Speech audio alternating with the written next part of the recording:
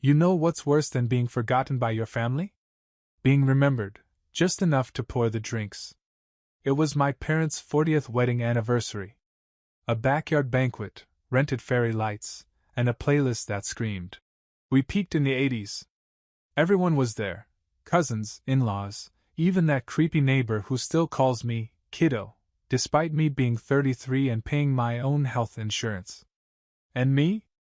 I was in the corner refilling sangria pitchers like some unpaid intern at a party I didn't RSVP to.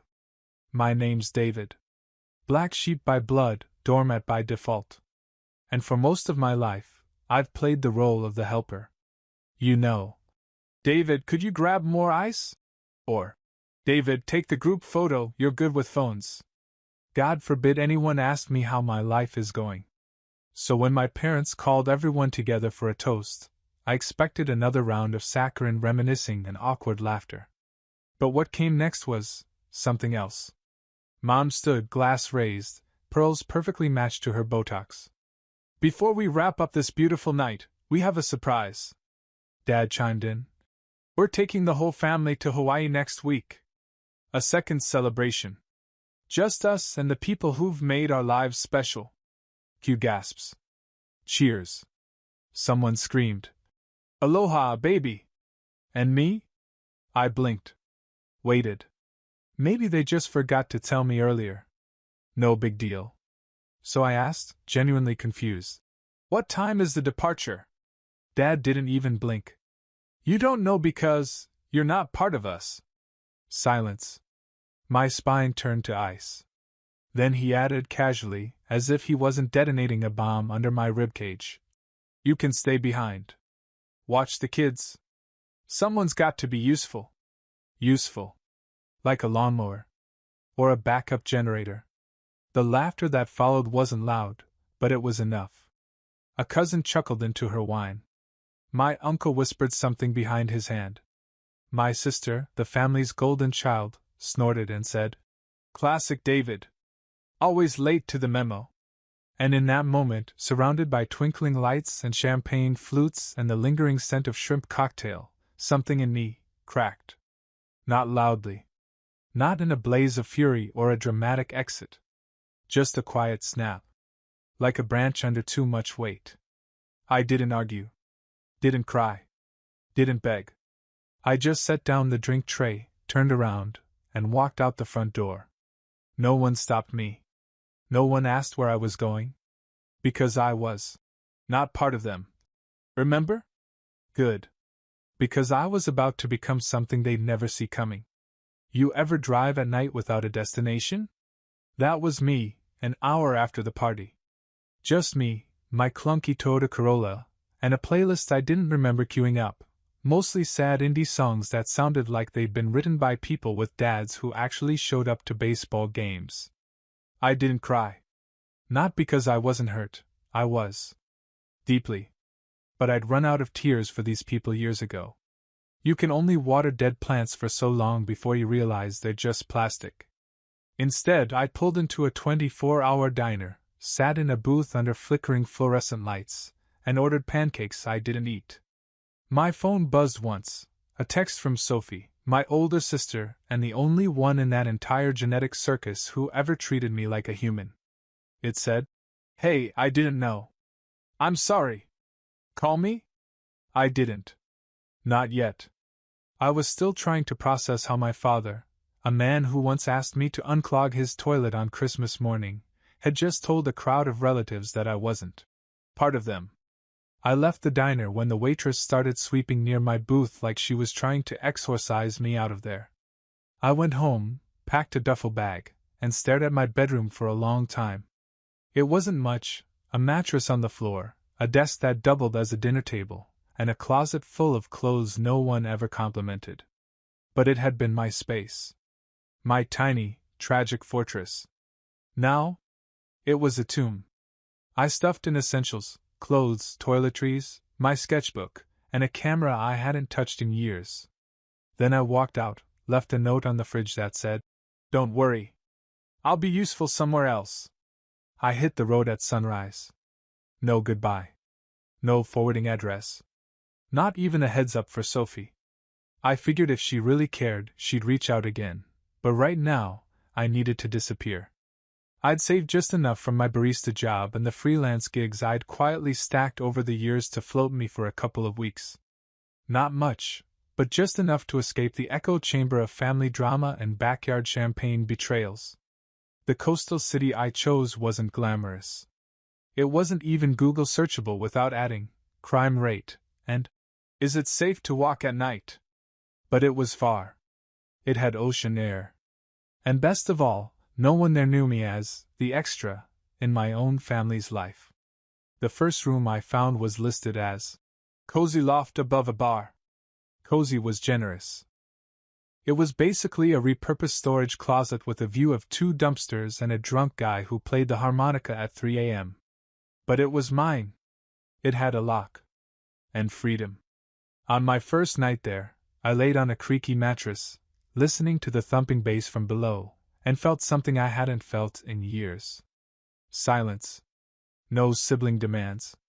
No dad stomping through the hallway demanding who left crumbs on the counter.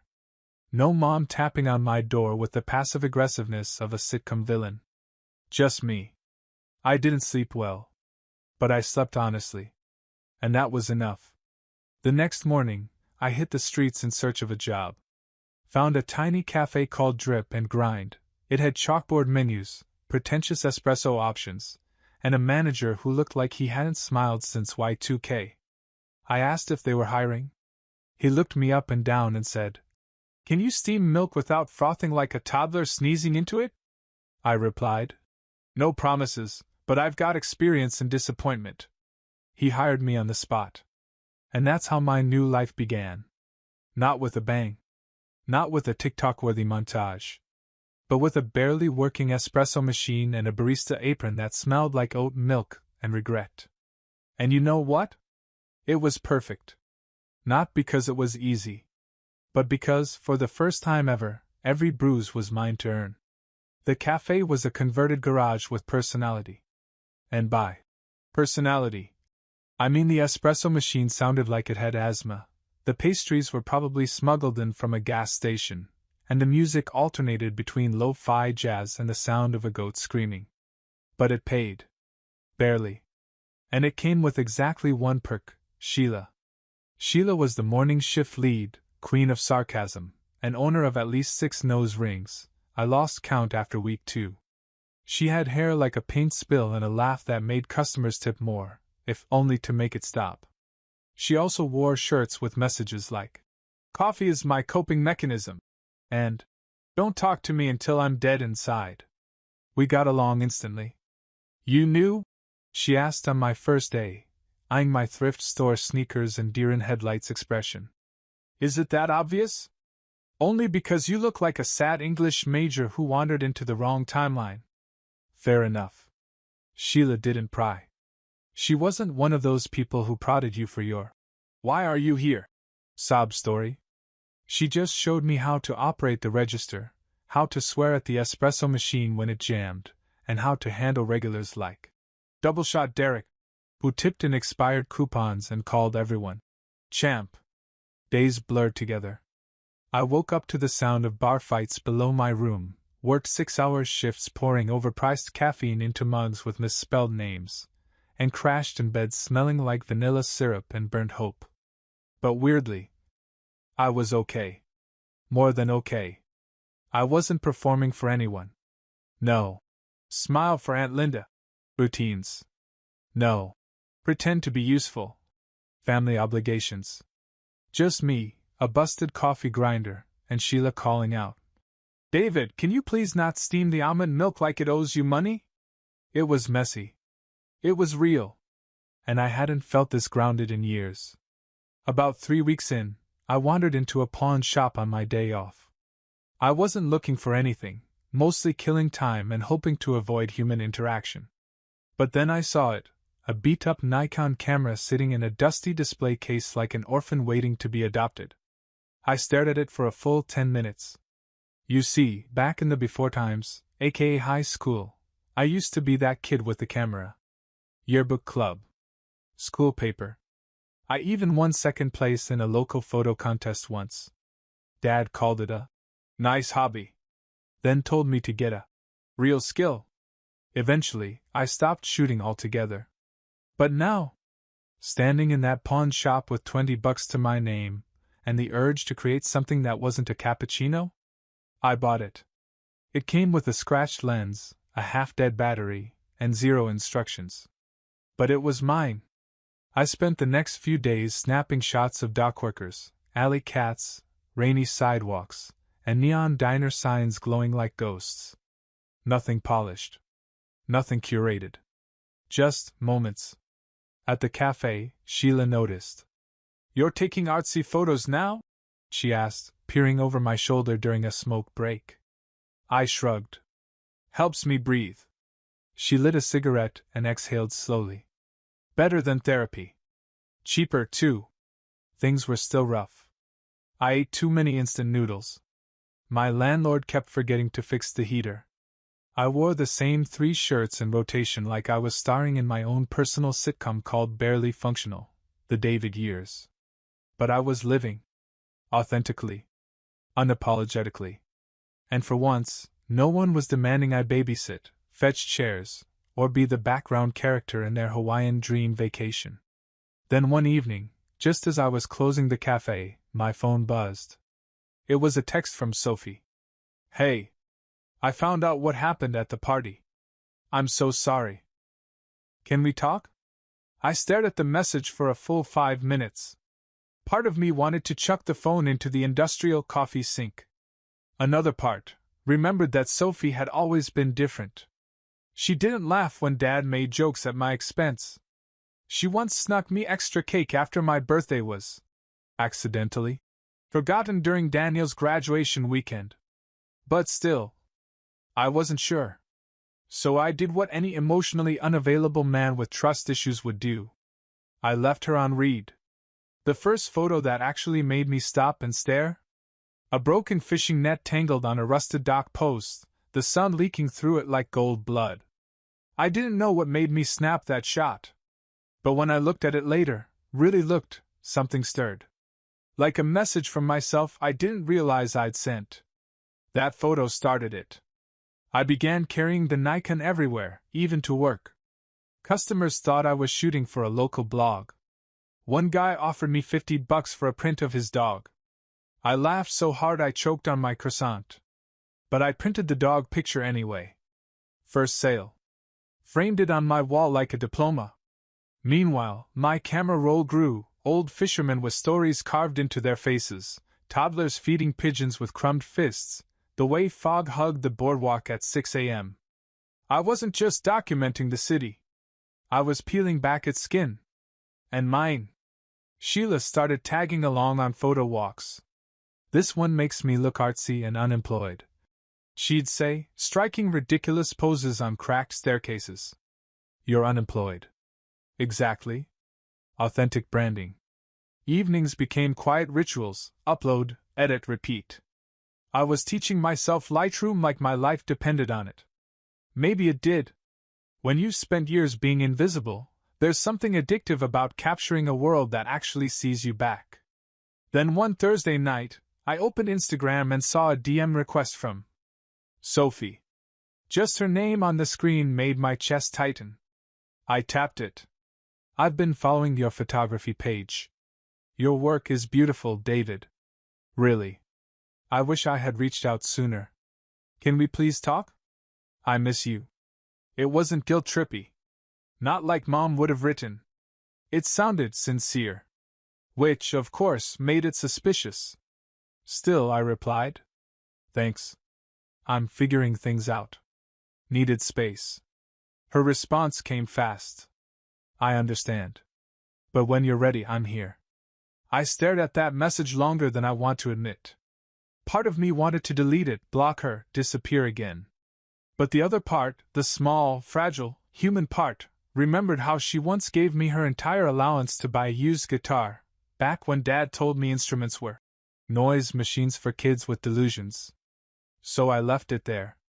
Not ignored. Not accepted. Just pending.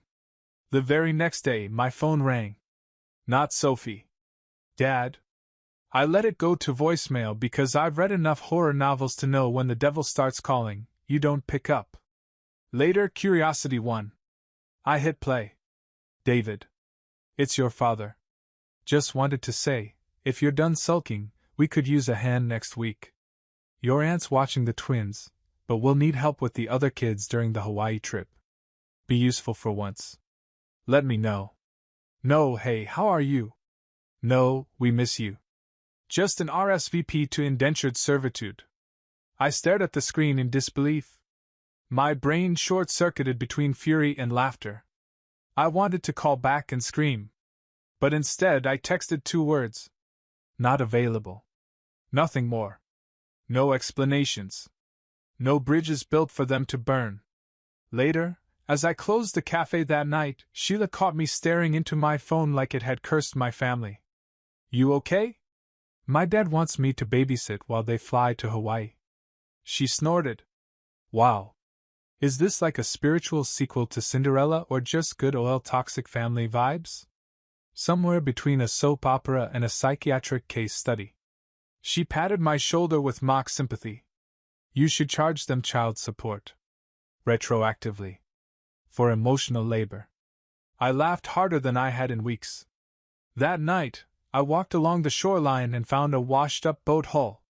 Someone had spray-painted across it. Not all who wander are lost. Some are just done being found. I took the photo. It would be the first one I ever submitted to a gallery. Because yeah, I was done being found. Dad called again 2 days later. This time I picked up. Not because I suddenly wanted reconciliation or closure or to hear his voice, which always sounded like a car engine trying not to die. No. I picked up because I was tired. Tired of pretending that silence was peace. Tired of letting their absence masquerade as permission. David. He said like he just finished mowing the lawn. I left a message. Did you get it? I did. Pause. Well? No. Another pause.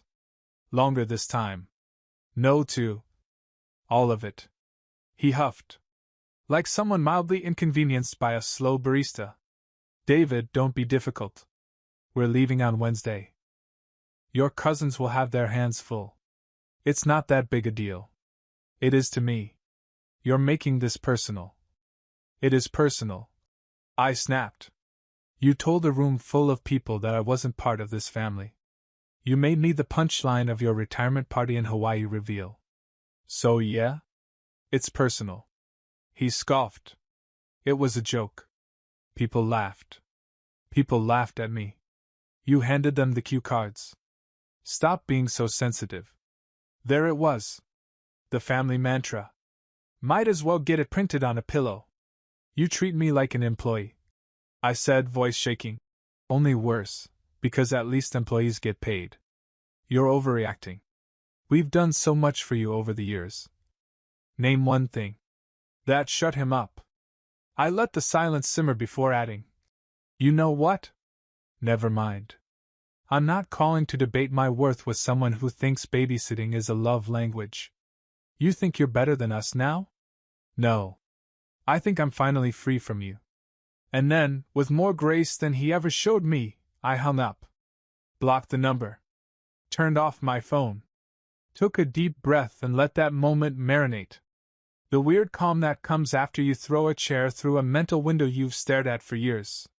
That night, I posted a photo, one I took of the waves crashing against the pier, spray catching sunlight like glass shattering midair. The caption read, Sometimes peace doesn't come from being included. It comes from walking away. The next day, Sheila handed me a flyer.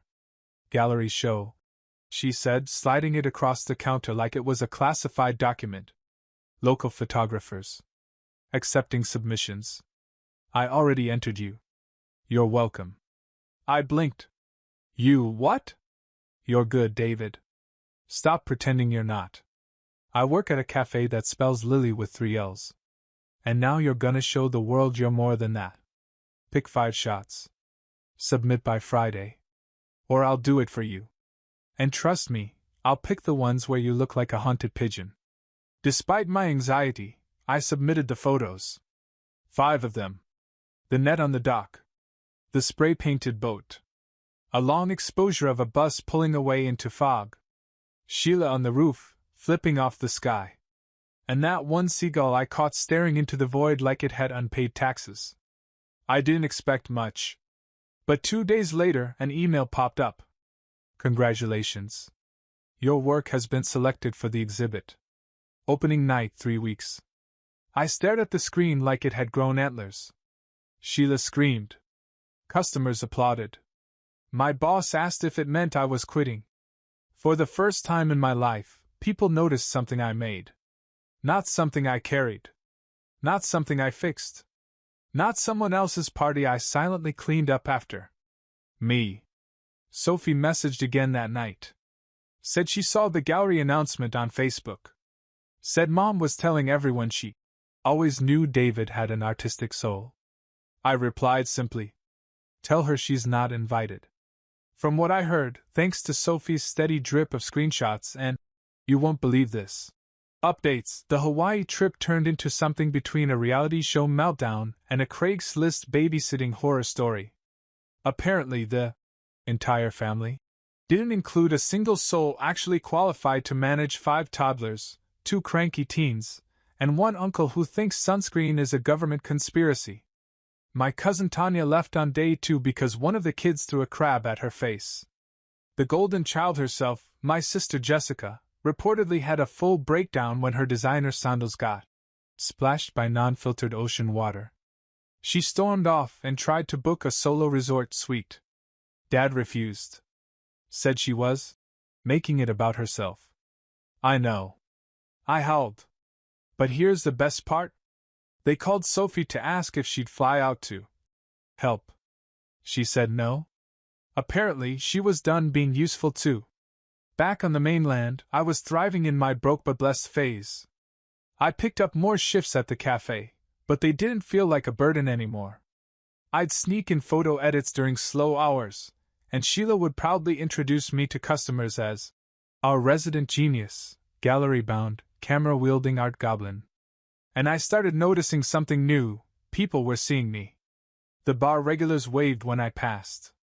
One dockworker I'd photographed stopped me to say, "Hey man, you made me look cool in that picture. My kid printed it out for school." I laughed and told him he already was cool. I just caught it. I even started attending a local photography class on Wednesdays. Nothing formal, just a group of artsy weirdos sharing tips and roasting each other's shots. For the first time in forever, I had a crew. People who didn't know or care about my family drama. Just liked me for me. And the more I leaned into this new life, the more the ghosts stopped knocking. Except one. Sophie. She kept checking in, never pushy, always warm. Sent me photos of her dog in ridiculous Halloween costumes. Memes about youngest siblings being emotional support livestock. Updates about how Mom was still pretending I'd taken a sabbatical and would come around once he realizes what family means. Funny. I had realized what family means. Just not in the way they wanted. One night, after closing, I walked the boardwalk alone. The wind was cold but clean. I sat on a bench, pulled out my sketchbook, where I jotted quotes, captions, photo titles, and wrote, "Family isn't the ones who raise you. Sometimes it's the ones who help you stand up after they knock you down."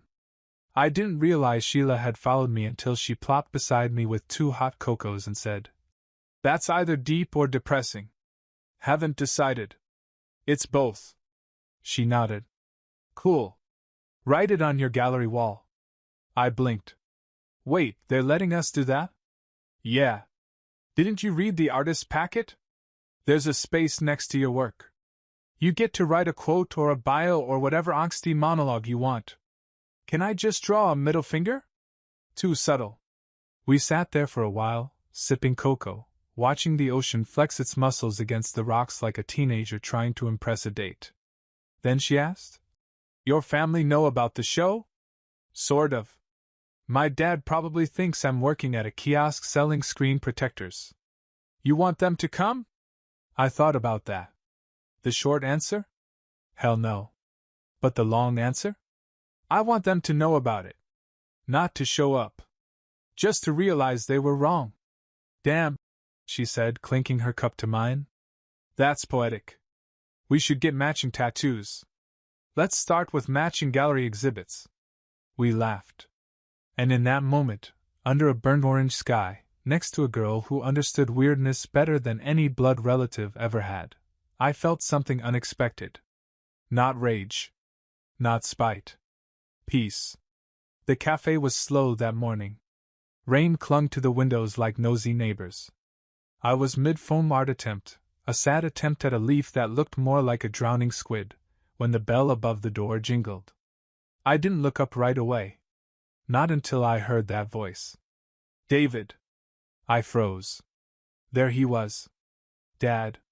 Standing in a hoodie that looked like it hadn't seen a washing machine since the Obama administration. Wet hair. Nervous smirk. Holding a plastic bag from a convenience store like it was a peace offering. Hi, he said, like this was normal. Like he hadn't told me I wasn't part of the family, and then tried to recruit me for unpaid child labor. Well, I said deadpan. Didn't know ghosts could shop. He chuckled awkwardly. Mind if we talk? Sheila looked up from the back, saw my expression, and immediately started wiping down an already clean counter with enough force to buff out trauma. She stayed within earshot, loyal like a pit bull in eyeliner. I nodded toward a side table. Dad sat like someone easing into a confession booth. I heard about the exhibit, he said. Did you? I replied. Did Mom's grapevine finally realize I exist again? I came to say I'm proud of you. You're not. I am. I know I haven't said it enough, but you haven't said it at all. I cut in. You think telling me I'm not part of the family, and then showing up because I'm on a flyer makes it okay? He sighed. I was under stress. The party, the planning. I leaned forward. Stop. You weren't stressed. You were smug. You wanted a show. You wanted everyone to see your perfect family, and I didn't fit the branding. So you made me the punchline. He sat back. For once speechless. I continued, softer now, but firm. You don't get to parachute in now that people think I'm worth something. You don't get to act like you always believed in me when you wouldn't even believe I deserved a seat at the table. I know I messed up, he said. I just don't want to lose you forever. I looked him square in the eyes. You already did. You just didn't notice until people started clapping. And then I stood. I've got work. There's the door. Use it. He hesitated, like maybe he thought there'd be a hug or a dramatic reconciliation. There wasn't. As he left, Sheila walked over, wiped the table where he'd been sitting. Want me to throw holy water or just bleach? Both. That night, I walked the pier alone, camera slung across my back, rain on my face. And I took a picture of the empty cafe window, a reflection of where I'd stood, saying the things I'd swallowed for decades. Sophie texted me later. She'd heard he showed up. Asked if I was okay. I wrote, yeah. I finally told him the truth. Didn't feel like revenge. Felt like release. She replied. I'm proud of you, David. For walking away. For choosing yourself. Then she added, I'll be there at the gallery. If that's okay. I stared at the message for a while, then typed. It's more than okay. It's good. The gallery was packed. Small space, high ceilings, enough pretentious buzzwords flying around to choke a philosophy major. I stood near the back with Sheila, pretending not to sweat through my thrifted blazer. You look like you're about to faint, she whispered. I'm debating it. Try not to do it near the free wine table. That's where I'm parked tonight. Laughter helped. The lights were warm. My section was near the back wall, 5 prints, neatly framed. My quote printed in bold under them. Sometimes peace doesn't come from being included. It comes from walking away. People read it. Paused. Then looked at the photos like they saw me, not just what I shot. Some asked questions. One lady offered to buy the boat picture, the one with the words, Not all who wander are lost. Sprayed across the hull. Sold it for $250. First real sale. It felt like someone handed me a second spine. Sophie showed up halfway through. She wore a green jacket I remembered from our childhood, patched now, vintage cool. Her smile was quiet. "I'm so proud of you," she said. "Thanks," I managed, throat tight. "I brought something." She handed me a small envelope. Inside was a Polaroid, me at age 10, holding that first camera I ever had. The one I bought with her saved-up allowance. "I kept it," she said, eyes shining. "Because even when they ignored you, I knew you were going to make something big." I hugged her. Really hugged her. No pain. Just warmth. "And Mom? Dad?" "Didn't show." "Good. They weren't invited. Not to this. Not anymore." Later that night, once the crowd thinned, I walked to the beach. Alone. Camera in hand, sea air thick with salt and memory. The waves crashed harder than usual, loud, reckless, unbothered. I set up my tripod. Framed the horizon. Clicked the shutter just as a massive wave collided with the rocks and exploded into the sky. Perfect. I called the photo Reclaiming Impact. Because that's what this was. They tried to reduce me to a helper. A servant. A family footnote. But I rewrote the story. Not out of spite. But because I had no choice but to become who they refused to see. So when people ask if I ever forgave them, I say this. Waves don't apologize for crashing into cliffs. They just shape the coast.